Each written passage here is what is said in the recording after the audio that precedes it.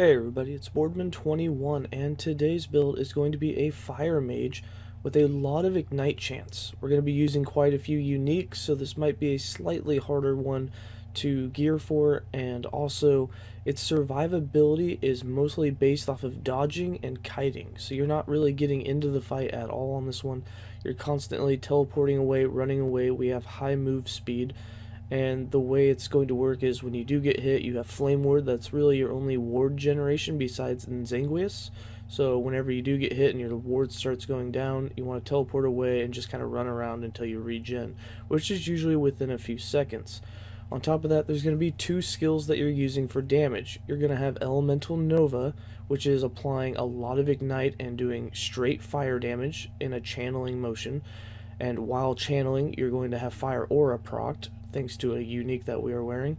And then the other damage dealer, which is going to be your boss killer, is going to be Volcanic Orb, which the way we have it set up, it doesn't move. It's a stationary orb, and it applies a massive amount of damage. Just look at that training dummy right now, taking just massive amounts of damage. If you can lay one or two of those down on a boss, it's a goner. I've cleared entire Monolith of Fate runs with dropping the Volcanic Orb on beetles, and it kills them within seconds. On top of that, that does mean you have to be close to lay it down, so you kind of want to predict where a boss is going to go or lead them into your orb. They do only last for a few seconds, so it can be tricky, but a little bit of playtime on it and you can get it down. With that, I'm going to get into the skills and show you the build. One thing I do want to add is when you guys watch the gameplay, I am running both the video editing software and the game itself, usually on decent high or very high graphics, so it tends to look like it's lagging really hardcore for me. That's only because I'm recording. When I don't record and when I'm just playing or streaming, it doesn't lag at all. So a lot of these builds that look like they're super FPS killers, they're not really like that if you're just playing them. Unfortunately, doing a video editing software with recording on top of playing the game, a game which already uses a massive amount of resources, together just topple my computer. With that being said, let's go ahead and get into the skills. For skills, we are running Volcanic Orb, Focus, Flame Ward, Elemental Nova, and Teleport.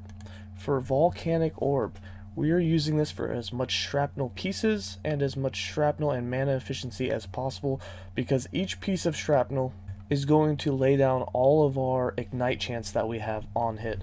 With that said, we have 2 points in Monolithic Eruption, 5 points in Lava Flow, 1 point in Piercing Embers so the shrapnel can pierce, 1 point in Glyph of Fire, 3 points in Volatile Emission. This is a level 19 skill. The final point will go into this for 4 out of 5 points total. 3 points in Ash Pelting to unlock the Dense Orb to give us plus 8 projectiles. For Focus, we're using this strictly for regenerating mana and for keeping our ward up. We have 4 points in Desperate Meditation, 4 points in Mana Flooded, 2 points in Energy Battery, 5 points in Everward, and 5 points in Mind's Shield.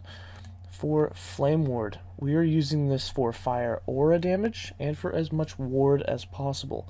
We have 4 points in Stalwart Defense. Since we are using Nzangueus and missing a lot of our health, we have 3 points in Desperate Defense, 3 points in Fuel the Flames, 1 point in Invigorate so that we can get our ward over the duration of the skill instead of all at once, and 1 point in Concentrated Shielding. 3 points in Dilation for duration and mana efficiency, and then for Fire Aura we have 1 point for 1 Fire Aura, which activates every time that you use Flame Ward. We also get Fire Aura whenever channeling a fire skill, thanks to the helm that we're wearing. We'll get into that when we get into items. And 4 points into Eye of the Flame for 200% increased Fire Aura damage.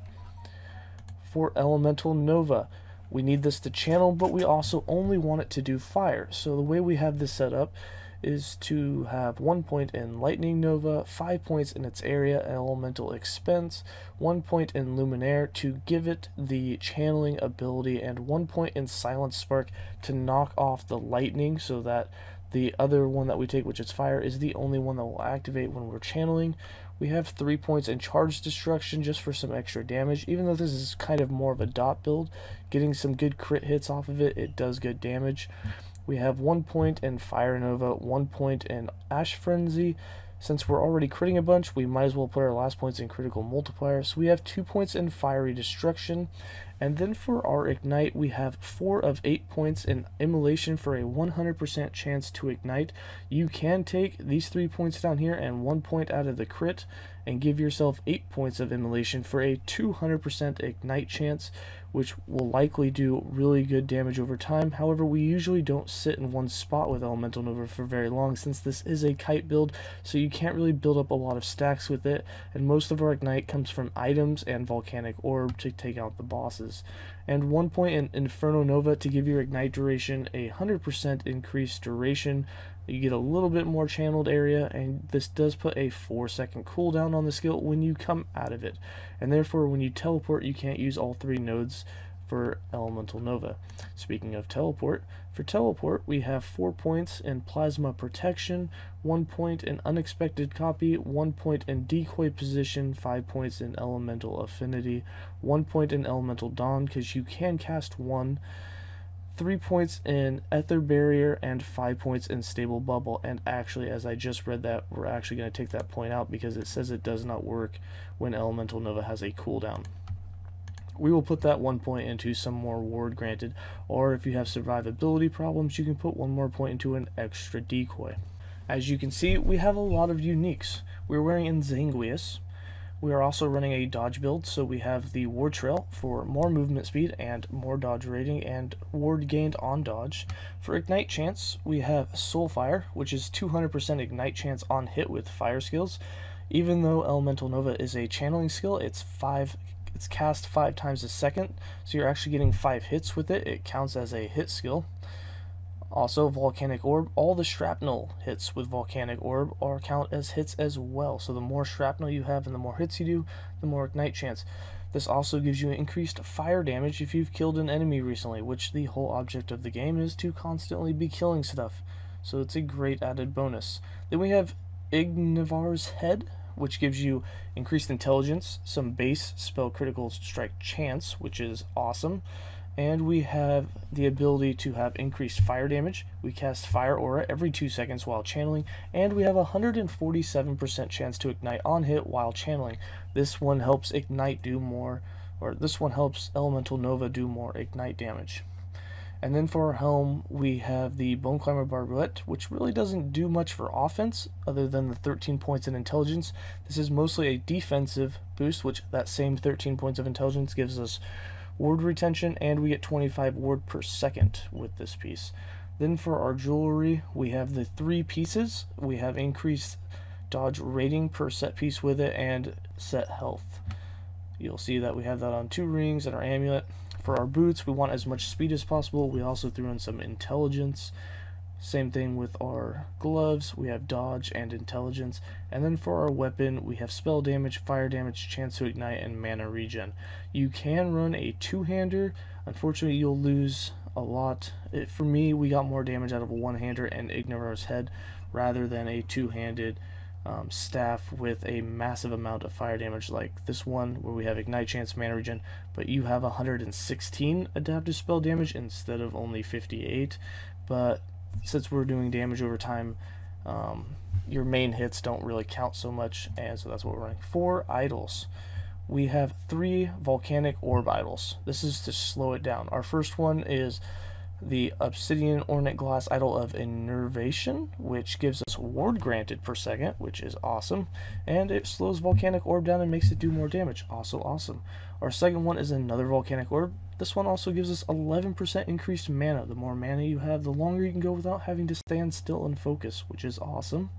Our third Volcanic Orb is another 40+%. This one also gives lightning damage, but that doesn't matter. Fire damage would be the optimal one to get, but obviously we don't have it.